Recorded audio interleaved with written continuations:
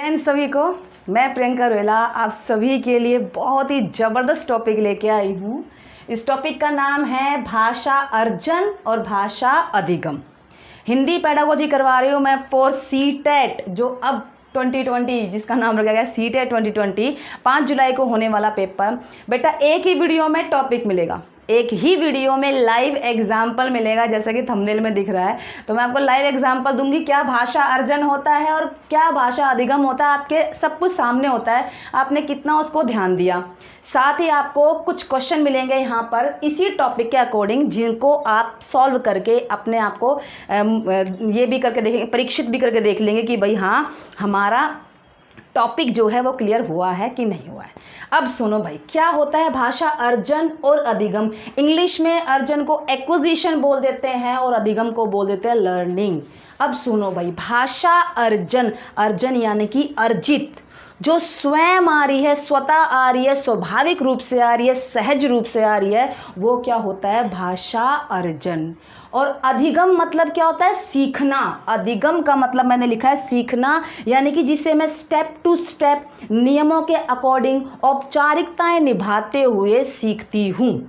अब देखो, जिस तरह एक छोटा बच्चा जब जन्म लेता है किसी भी परिवेश में, आपने देखा होगा जहाँ वो जन्म लेता है वो वहीं की लैंग्वेज सीखता है, चाहे वो लैंग्वेज कितनी ही टफ क्यों ना हो, क्योंकि भाषा जो है वो अनुकरण से भी आती है हमें, है ना। तो सुनो, अब अगर एक बच्चा जिसकी एज 0 से लगभग मतलब जन्म लिया है 3 वर्ष तक का है, तो 3 वर्ष तक की एज में टोटली क्या होता है, वो भाषा को एक्वायर करता है, ग्रहण करता है अपने आस पड़ोस और वातावरण से, अपने माता पिता, भाई बहन, दादा दादी, इन सब से वो क्या करता है भाषा को ग्रहण करता है, जो कि सहज होता है और उसे पता भी नहीं होता, और कई बार पता भी होता है कि ये भाषा क्या हो रही है, ग्रहण हो रही है। अब अधिगम क्या होता है, 3 साल के बाद जब बच्चा स्कूल जाने लगता है और वहाँ जाकर जो टीचर लैंग्वेज सिखाती है, मान लो इंग्लिश सिखाई जा रही है, हिंदी सिखाई जा रही है, वो क्या कहलाएगा भाषा अधिगम। एक खास बात याद रखना कि जो ये ग्रहण है ना भाषा, ये जीवन भर चलता है। मान लो मेरा कोई दोस्त नया बना है जो कि पंजाबी है, और जब वो हमसे बात करते करते कुछ पंजाबी के वर्ड बोलता है तो वो स्वतः ही हम सीख जाते हैं ना। या कोई नियम लेके बैठता है, भाई मैं पंजाबी तेरे को सिखा रहा हूँ, अगर वो इस तरह से बैठता है तो वो तो अधिगम हो गया। लेकिन अगर बात करते करते, किसी पड़ोस वाले से बात करते करते कोई दूसरी लैंग्वेज जब मुझे खुद ब खुद आ जाती है, उसे हम क्या कहते हैं भाषा अर्जन या ग्रहण या अधिग्रहण। मेरे हिसाब से आपको बात बिल्कुल समझ में आ गई होगी, क्या अर्जन है जो अपने आप हो रहा है और क्या अधिगम है जिसके लिए हम प्रयास कर रहे हैं। ये है भाषा अर्जन और ये भाषा अधिगम। इतनी सी बात थी भाई। अब सुनो, अब एग्ज़ाम में इन दोनों पॉइंट से कैसे कैसे क्वेश्चन आते हैं, यानी कि हमें इन दोनों का अंतर करना आना चाहिए। और जो मैं पॉइंट दे रही हूँ, यदि इस पॉइंटों से बाहर एक क्वेश्चन आ जाए, इम्पॉसिबल है भाई। मैंने पूरा पिछले पेपर अच्छे से देख दाख के सारे पॉइंट लिखे कि इन पॉइंटों से बाहर क्वेश्चन नहीं बन सकता। अब सुनो भाई, पहला पॉइंट कि भाषा अर्जन कैसा है। भाषा अर्जन है बिल्कुल सहज और स्वाभाविक, यानी कि इसके लिए कोई प्रयास नहीं करता बच्चा। अपने आस पड़ोस में जो लैंग्वेज चल रही होती है उसे वो एक्वायर कर लेता है। तो वो क्या होता है, यानी कि भाषा का अर्जन जो कि सहज है, स्वाभाविक है। क्वेश्चन आता है कि भाषा अर्जन क्या है, फिर ऑप्शन मिलेंगे आपको 4, आंसर टिक कर देना, सहज और स्वाभाविक, ठीक है। और भाषा अधिगम कैसा होता है भाई, भाषा अधिगम प्रयासपूर्ण होता है, यानी कि इसमें मुझे प्रयास करने पड़ते हैं ना उस लैंग्वेज को सीखने के लिए। फॉर एग्जांपल स्कूलों में गए हैं तो स्कूल में जाके प्रयास करेगा बच्चा, इंग्लिश सीख रहा है उसका प्रयास करेगा, हिंदी सीख रहा है उसका। अब हम यहाँ हरियाणा में हैं, तो जो हरियाणवी है ना वो हमारे छोटे छोटे बच्चों को आती है, वो अर्जन से आ रही है। वो छोटा बच्चा जब स्कूल में जाता है, वहाँ जाके दूसरी लैंग्वेज सीखता है, हिंदी सीखता है, इंग्लिश सीखता है, या कोई बड़ा स्कूल है स्पेनिश सिखाई जा रही है वहाँ, या फ्रेंच सिखाई जा रही है, तो वो क्या होगा भाषा अधिगम, भाषा लर्निंग जिसे कह देते हैं हम, सीखना। तो एक पॉइंट मेरे ख्याल से क्लियर कि ये सहज होता है और स्वाभाविक होता है। दूसरा पॉइंट बहुत ही ज़्यादा इम्पॉर्टेंट कि जो भाषा अर्जन है वो अमूर्त होता है। इस तरह के क्वेश्चन आते हैं और कई बच्चों को यही नहीं पता मूर्त अमूर्त क्या। मूर्त से याद करो, देखो अ मतलब नहीं, मूर्त मतलब सामने, यानी कि जो भाषा अर्जन होता है वो बिल्कुल सापेक्ष नहीं होता। अगर कोई छोटा बच्चा है अपने घर में, जब वो बातचीत कर रहा होता है तो वो अर्जित करता रहता है। अब हम ये थोड़ा ना कि एक चार्ट या टेबल बना लेते हैं, जो जो बोलता है उसको लिख लिख के बताते हैं, ऐसा नहीं है। ये कैसा होता है? अमूर्त होता है। अब इसका बिल्कुल उल्टा ये कैसा होगा भाई? ये मूर्त होगा, क्योंकि क्लासेस में आपने देखा है छोटे छोटे बच्चों को जब लिपि सिखाई जाती है, क ख ग दिखा दिखा के, चित्र दिखा दिखा के सिखाया जाता है, तो ये मूर्त और ये अमूर्त इस तरह की लैंग्वेज आती है। क्वेश्चन पूछेगा कौन सा भाई भाषा अर्जन या भाषा अधिगम मूर्त होता है अमूर्त होता है, 4 पॉइंट आएंगे तो उसमें टिक जाएगा भाई आपका, बिल्कुल करेक्ट। तीसरा पॉइंट आता है कि भाषा अर्जन कैसा है? भाषा अर्जन अर्धचेतन अवस्था में होता है, जबकि जो भाषा अधिगम है वो पूरे चेत में होता है, वो होता है चेतन अवस्था में। ये अर्धचेतन में, ये चेतन में, मतलब क्या है समझो। सिगमंड फ्राइड ने 3 अवस्थाएं दी है, चेतन, अर्धचेतन और अचेतन। चेतन यानी बिल्कुल चेत में, जैसे कि आप मुझसे भी समझ रहे हैं, ये चेतन अवस्था है। अचेतन क्या हुई? अचेतन यानी कि चेत में नहीं, यानी कि क्या वो अवस्था, जैसे कि हम पेपर देने जाते हैं कई बार, तो कई बच्चों के दिमाग में ना ये होता है, यार मुझे तो आता नहीं है, ऐसे दिमाग में सेटिंग रहती है, मेरे को तो ये भी नहीं आता, मेरे को तो ये, वो कॉन्फिडेंस लूज़ करता रहता है। आज के बाद कॉन्फिडेंस लूज़ ना करना, क्योंकि आपके अचेतन मन में बहुत सारी जानकारी रखी हुई है। एग्जाम्पल सुनो, कई बार ऐसा होता है पेपर दे रहे हैं बीएड का और 10वीं या 12वीं का याद कर रहा हुआ उस पेपर में लिखाए हैं। वो क्यों? क्योंकि वो ज्ञान कहाँ पड़ा हुआ था? अचेतन मन में। अचेतन और चेतन दोनों मन की जो बीच की अवस्था है उसे हम कहते हैं अर्धचेतन, यानी कि जो हम भाषा अर्जित कर रहे हो तो हमें पता भी होता और नहीं भी पता होता, तो अर्धचेतन। और सीखना हम बिल्कुल चेत में करते हैं, तो कौन सी अवस्था आएगी? ये चेतन। मेरे ख्याल से ये 3 पॉइंट बिल्कुल क्लियर होंगे आपके। सहज स्वाभाविक होता है, अमूर्त होता है, अर्धचेतन में होता है, प्रयासपूर्ण होता है, मूर्त होता है और चेतन होता है। जबरदस्त यहाँ से क्वेश्चन आते हैं। चौथी बात भाई, जो भाषा अर्जन है वो हमारे आसपास से होता है, आसपास, पड़ोस, हमारे वातावरण से होता है, जबकि सीखना कहाँ होता है? अक्सर सीखना विद्यालयों में ही होता है। विद्यालयों में ही सीखा जाता है ना, अक्सर विद्यालयों में होता है। हो सकता है घर पे आने के बाद किसी को सिखाया जाता है, लेकिन अक्सर ये प्रक्रिया कहाँ होती है अधिगम की? विद्यालयों में। इसके बाद भाई 5वीं बात, जो भाषा अर्जन होता है वो बिल्कुल नेचुरल होता है, ये बिल्कुल प्राकृतिक होता है, अनौपचारिक होता है। अनौपचारिक मतलब किसी प्रकार की रूल एंड रेगुलेशन नहीं होते, यानी कि मैं कह सकती हूँ कि कोई इसमें नियम नहीं होता। अर्जन करने के लिए कोई नियम चाहिए? कोई नियम नहीं चाहिए। लेकिन इसी का बिल्कुल ऑपोजिट ले जाओ, प्राकृतिक को कर देंगे हम कृत्रिम, ये कृत्रिम होता है।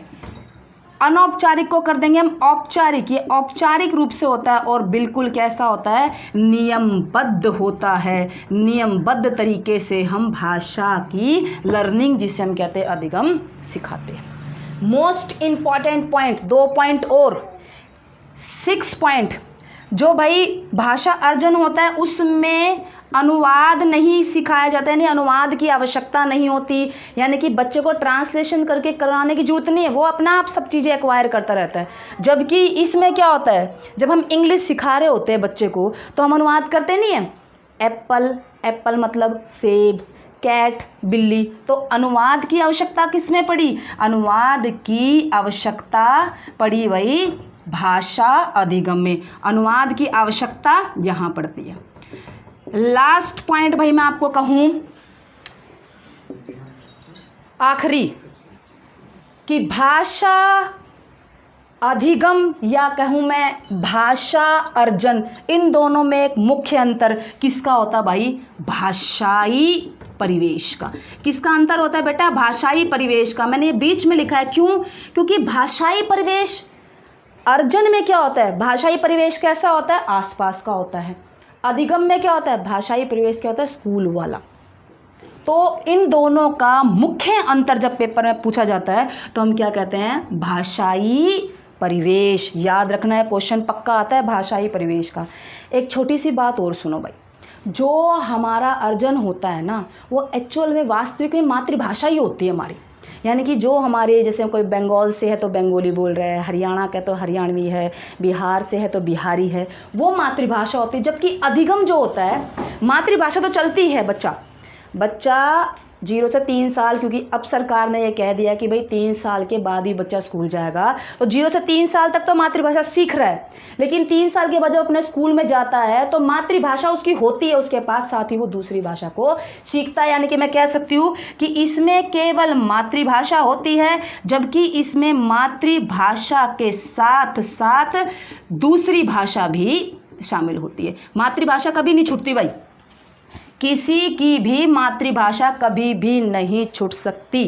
अब मैंने आपको कहा था कि मैं आपको लाइव एग्जांपल दूंगी, तो अब लाइव एग्जांपल के लिए सुनो भाई। हिमांशी इधर आओ बेटा। तो भाई आज मैं आपको मुलाकात करवाती हूँ मेरी गुड़िया हिमांशी से, और आपको आज लाइव एग्जांपल मिलेगा किस तरह एक छोटा सा बच्चा भाषा को अर्जित करता है और भाषा को सीखता है। दोनों अलग अलग प्रक्रियाएं हैं। देखो, तो इनके ना स्कूल में बॉडी पार्ट्स सिखा रहे थे, तो मैंने इनसे बॉडी पार्ट्स का ज़रा पूछना चाहा, तो इसके उत्तर सुनकर जो कमाल का, मतलब कि मैं कह सकती हूँ कि कहाँ से ये आया, हंसी आएगी सुनकर। इसके उत्तर ज़रा सुनते हैं भाई ध्यान से। अच्छा हिमांशी बेटा, ये बताओ ये क्या है भाई? नोज। नोज। और ये क्या है? ईयर। ईयर्स। और ये क्या है? हैंड। हैंड। और ये क्या है? आईज। आईज। और ये क्या है? पाँ। पाँ। तो सुना आपने? ये पाँ कहाँ से आया? ये इसने एक्वायर करा अपनी दादी से, क्योंकि इसकी दादी जो है वो अक्सर बोलती रहती है मेरे पाया में दर्द हो रहा है। इस तरीके से वो लैंग्वेज यूज़ करती है। यही मातृभाषा है जो बच्चा बिना किसी प्रयास के स्वतः स्वाभाविक रूप से ग्रहण कर रहा है। अच्छा एक एग्जाम्पल और सुनो भाई। अच्छा हिमांशी, जब गाय आती है तो दादी क्या बोलती है? हिमांशी रोटी लिया, गावड़ी आ गई। गावड़ी। तो जो ये वर्ड गावड़ी का है, ये भी क्या हुआ है भाई? ये भी एक्वायर हुआ है। तो देख लो भाई किस तरह बच्चा अपने परिवेश से भाषा को अर्जित करता है, और फिर स्कूल जाने के बाद हम किस तरह बच्चे को भाषा अधिगम या सिखाते हैं। तो बेटा इसके बाद कुछ क्वेश्चन दिए मैंने अकॉर्डिंग टू दिस टॉपिक, ठीक है। अब उन क्वेश्चंस को करते हैं। पूरा 100% क्वेश्चन हमारा पेपर में नहीं छूट सकता भाषा अर्जन और भाषा अधिगम से। तो अब उन क्वेश्चंस को करते हैं। पहला क्वेश्चन है कि भाषा अर्जन के संदर्भ में कौन सा कथन सही है? तो ज़रा सोच के मुझे बताओ फटाफट। यह सरल होता है, यह सहज होता है, यह सीखा जाता है, या यह कठिन होता है? कौन सा आंसर होगा? बिल्कुल इसका आंसर होगा यह सहज होता है। कैसा होता है ये? बिल्कुल सहज होता है, सरल नहीं हो सकता। देखो सरल, अब ऐसी बात है कुछ बच्चे जो अंग्रेज़ी जगह, जैसा जहाँ अंग्रेज़ी बोली जाती है उस जगह पे रहते हैं, तो हम अंग्रेज़ी को कहाँ सरल मान रहे हैं? तमिल में रह रहे हैं तो वहाँ जो लैंग्वेज वो एक्वायर कर रहे हैं हम उसे सरल मान रहे हैं। सरल की बात नहीं है, ये सहज होता है, स्वाभाविक होता है। तो आंसर क्या आएगा आपका कि ये कैसा होता है? सहज होता है, स्वाभाविक होता है। यहाँ बच्चा सरल लगाकर गलती ना करे। आई होप ये क्वेश्चन आपको समझ में आया होगा। नेक्स्ट क्वेश्चन पर चलते हैं अब हम। सेकंड क्वेश्चन इज कि भाषा सीखने और अर्जित करने का मुख्य अंतर का आधार क्या है? जैसा कि मैंने आपको वीडियो के बिल्कुल एंड में बोला था कि बेटा मेन क्या है? भाषाई परिवेश है, क्योंकि भाषा सीखने में परिवेश विद्यालय का मिलता है लगभग, और अर्जित करने में हमें आसपास का वातावरण का। तो मुख्य अंतर किसका है इसमें? भाषा परिवेश का। तो आंसर क्या होगा इसका? डी। सभी ने डी ही सोचा होगा, I hope. Next question is question number 3। अब जरा सोचो कि भाषा अर्जन में महत्वपूर्ण क्या है? भाषा के विभिन्न रूपों का प्रयोग, भाषा का व्याकरण, पाठ्यपुस्तक, या भाषा का शिक्षक? सोचो, बिल्कुल यहाँ आंसर क्या होगा, भाषा के विभिन्न रूपों का प्रयोग, क्योंकि भाषा के विभिन्न रूप प्रयोग होंगे भाई भाषा अर्जन में, अलग अलग तरीके से वो कहीं बल कहीं विराम इस तरह का यूज़ करके वो अलग अलग प्रयोग कर कर भाषा को अर्जित करेगा। कभी अपनी दादी या नानी से नाटक के संवाद करता हुआ, कभी कहानियाँ सुनता हुआ, कभी कविता सुनता हुआ, तो अलग रूपों का प्रयोग इसके अंदर होगा। तो आंसर क्या होगा, बिल्कुल सही इसका आंसर होगा ए, भाषा के विभिन्न रूपों का इसमें क्या होगा, प्रयोग होगा। बिल्कुल। नेक्स्ट क्वेश्चन पर चलते हैं अब हम। नेक्स्ट क्वेश्चन जरा ध्यान से पढ़ना बेटा। भाषा अर्जन और भाषा अधिगम के संदर्भ में कौन सा कथन सही नहीं है। ये जो नहीं वाले क्वेश्चन होते हैं आप सभी को पता है बड़ा प्रॉब्लम क्रिएट करते हैं, नंबर कटने के चांस सही होते हैं। अब हमें ये बताना कि इनके बारे में कौन सी बात सही नहीं है। तो पहला है भाषा अर्जन में विभिन्न संकल्पनाएं मातृभाषा में बनती है। ये बिल्कुल ठीक है, मातृभाषा में ही संकल्पनाएं यानी कि कुछ भी जो बातचीत होती है वो किस में होती हैं, सोच विचार किस में होते हैं, हमारी मातृभाषा में होते हैं जब भाषा अर्जित करता है बच्चा। दूसरा, भाषा अर्जन सहज स्वाभाविक होता है, और जबकि भाषा अधिगम कैसा होता है, प्रयासपूर्ण होता है। ये हमने टॉपिक में पढ़ा था। तीसरा, भाषा अधिगम में कभी भी अनुवाद का सहारा नहीं लिया जाता। ये बात मैंने आपको समझाई थी ना कि भाई अनुवाद जो है वो हमें भाषा अधिगम में ज़रूरी होता है, क्योंकि हमें उसमें ट्रांसलेट करके सिखाना पड़ता है। इंग्लिश सिखा रहे हैं बच्चे को, हिंदी सिखा रहे हैं, तो हम ऐसे ट्रांसलेट नहीं करते इंग्लिश में कि भाई ये डॉग है, इस डॉग को हम क्या कहते हैं, कुत्ता कहते हैं, और भाई ये कैट है, कैट को हम बिल्ली कहते हैं, ये ऑरेंज है, ऑरेंज को हम संतरा कहते हैं। तो ये अनुवाद तो चलता है, और अब ये कह रहा है कि भाषा अधिगम में कभी भी अनुवाद का सहारा नहीं लिया जाता। तो ये बात यहाँ पर क्या हो जाएगी, ये बात कथन सही नहीं है। तो इसका आंसर क्या होगा बेटा, इसका आंसर होगा सी। और चौथा भी ऑप्शन पढ़ लेते हैं। सांस्कृतिक पहलू विभिन्न भाषा अर्जन और अधिगम को प्रभावित करते हैं। बिल्कुल, जो हमारी संस्कृति होती है वो हमारी लैंग्वेज के अर्जन भी, एक्वायर को भी और लर्निंग को भी प्रभावित करती है। तो यहाँ पर इसका आंसर क्या होगा, सी। नेक्स्ट क्वेश्चन इज भाषा अर्जन के संबंध में कौन सा कथन सही है। पहला, समाज सांस्कृतिक परिवेश के अनुसार अर्थ ग्रहण की प्रक्रिया स्वाभाविक होती है, यानी कि जो हमारा भाषा अर्जन है जब उसमें हम ग्रहण करते हैं कोई भी अर्थ, वो कैसा होता है, स्वाभाविक होता है। बिल्कुल बात ठीक है। इसका आंसर कौन सा होगा, सेकंड भी पढ़ लेते हैं हम। भाषा अर्जन में बच्चे को बहुत अधिक प्रयास करना पड़ता है। बिल्कुल गलत, कोई प्रयास की आवश्यकता नहीं होती, वो स्वतः ही आती है। तीसरा कहता है कि भाषा अर्जन में किसी अन्य भाषा का व्याघात होता है। व्याघात का मतलब होता है बेटा बाधा। भाषा अर्जन में किसी अन्य भाषा का व्याघात होता है। अब अर्जन में किस भाषा का व्याघात होगा, बिल्कुल किसी भाषा का व्याघात नहीं होगा। जबकि जब दूसरी भाषा हम सीखते हैं तो उसमें दूसरी भाषा क्या बनती है, विरोधी बनती है, बाधा बनती है। मातृभाषा जो हम अर्जित करते हैं वो कभी भी बाधा नहीं बन सकती। और डी, भाषा सीखना एक उद्देश्य होता है। भाई अर्जन में तो कोई उद्देश्य नहीं होता है सीखने का। तो यहाँ पर आंसर क्या होगा बेटा, आंसर होगा ए, समाज सांस्कृतिक परिवेश के अनुसार अर्थ ग्रहण की प्रक्रिया स्वाभाविक होती है। बिल्कुल। अब मेरे हिसाब से आपको क्वेश्चन जितने भी हमने करे हैं 4 से 5 बिल्कुल क्लियर हुए होंगे। तो बेटा आपके एग्ज़ाम के लिए बेस्ट ऑफ लक। मेरी तरफ से आपके साथ ये एक छोटी सी जो है मदद वो हमेशा रहेगी। कोई भी क्वेश्चन की क्वेरी हो तो आप मुझे कमेंट बॉक्स में लिखें, मैं कमेंट ज़रूर पढ़ती हूँ। या किसी भी चीज़ के बारे में आपको पूछना हो तो ज़रूर पूछें। Thank you very much.